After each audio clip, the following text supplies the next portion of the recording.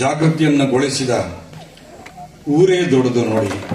ಪ್ರತಿಯೊಂದು ಊರಿನಲ್ಲೂ ಊರಿನ ಹೆಸರಿನಲ್ಲಿ ಒಂದು ಸಂದೇಶ ಇರ್ತದೆ, ಅಧ್ಯಾತ್ಮ ಅಡಗಿರ್ತದೆ. ಅದು ನಮಗೆ ಗೊತ್ತಿರುವುದಿಲ್ಲ ಏನು ಅಧ್ಯಾತ್ಮ. ನಾನು ಎಲ್ಲ ಕಡೆ ಹೋಗುವಾಗ ಆ ಊರಿನ ಆ ಹೆಸರಿನ ಅಧ್ಯಾತ್ಮವನ್ನು ಹುಡುಕುವುದು ಜಾಸ್ತಿ ನನಗೆ.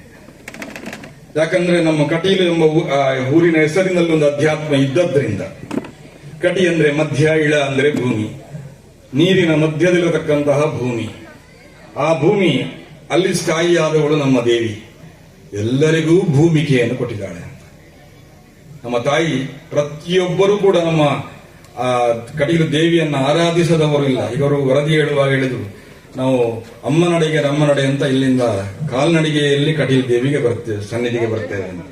ಹಾಗಾಗಿ ಅಂತಹ ಉತ್ತಮವಾದ ಅಧ್ಯಾತ್ಮವಾದ ಹೆಸರುಳ್ಳಂತಹ ಊರಾದ್ದರಿಂದ ಅಲ್ಲಿಂದ ನಾನು ಅಧ್ಯಾತ್ಮವನ್ನು ಹುಡುಕುತ್ತಾ ಹೋದಾಗ ಈ ಸೂಡ ಎಂಬ ಶಬ್ದದಲ್ಲೂ ಒಂದು ಅಧ್ಯಾತ್ಮ ಉಂಟು ಅಂತ ನನಗೆ ಪ್ರೇರಣೆ ಆಯ್ತು. ಇಲ್ಲಿ ಬರುವಾಗ ಪ್ರೇರಣೆ ಆಯ್ತು. ಏನಪ್ಪ, ಸು ಅಂದ್ರೆ ಒಳ್ಳೆಯದು ಅಂತ ಅರ್ಥ.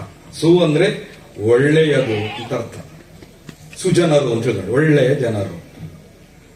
ಉಡ ಅಂದ್ರೆ ಉಂಡ ಎಂಬ ಶಬ್ದದಿಂದ ಸಂಸ್ಕೃತದಲ್ಲಿ ನಿಷ್ಪನ್ನವಾದ ಶಬ್ದ. ಈಗ ಗರುಡ ಅಂತ ಶಬ್ದ ನೋಡಿ. ಗರ ಅಂದ್ರೆ ವಿಷ, ವಿಷವನ್ನು ಉಂಡದ್ರಿಂದ ಗರುಡ, ಅವನಿಗೆ ವಿಷವೇ ಆಹಾರ. ಹಾಗಾಗಿ ಗರ ಉಡ ಗರುಡ. ಹಾಗೆ ಸು ಉಡ ಒಳ್ಳೆಯದನ್ನೇ ಜನಮಾನಸಕ್ಕೆ ಕೊಟ್ಟು ಉಣ್ಣಿಸಿದಂತಹ ಸನ್ನಿಧಾನ ಅದಾದ್ರಿಂದ ಇದು ಸೂಡ. ಎಷ್ಟು ಉತ್ತಮವಾದಂತಹ ಅರ್ಥ ಆಗ್ತದೆ ನೋಡಿ. ಒಂದು ಅಧ್ಯಾತ್ಮವನ್ನು ಹುಡುಕಿದಾಗ ಒಂದು ಉತ್ತಮ ಅರ್ಥ ದೊರೆಯುತ್ತದೆ.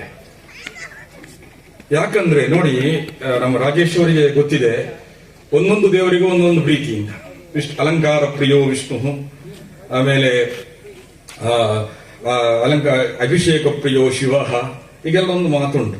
ಸುಬ್ರಹ್ಮಣ್ಯನಿಗೆ ಏನು ಅಂತಂದ್ರೆ ಅನ್ನದಾನವನೇ ಅವನಿಗೆ ಇಷ್ಟ, ಬಂದವರಿಗೆ ಉಣ್ಣಿಸಬೇಕು, ಅದೇ ಅವನಿಗಿಷ್ಟ. ಹಾಗಾಗಿ ಉಣ್ಣಿಸುವ ದೇವರಾದದ್ರಿಂದ ಆ ದೃಷ್ಟಿಯಿಂದಲೂ ನಾವು ಅಧ್ಯಾತ್ಮ ಚಿಂತನೆ ಮಾಡಿದಾಗ ಸು ಉಡ ಸೂಡ ಆಯ್ತು ನೋಡಿ. ಎಷ್ಟು ಉತ್ತಮವಾದಂತಹ ಒಂದು ಅಧ್ಯಾತ್ಮದ ಸಂದೇಶ ಉಂಟು ಆ ಊರಿನಲ್ಲಿ.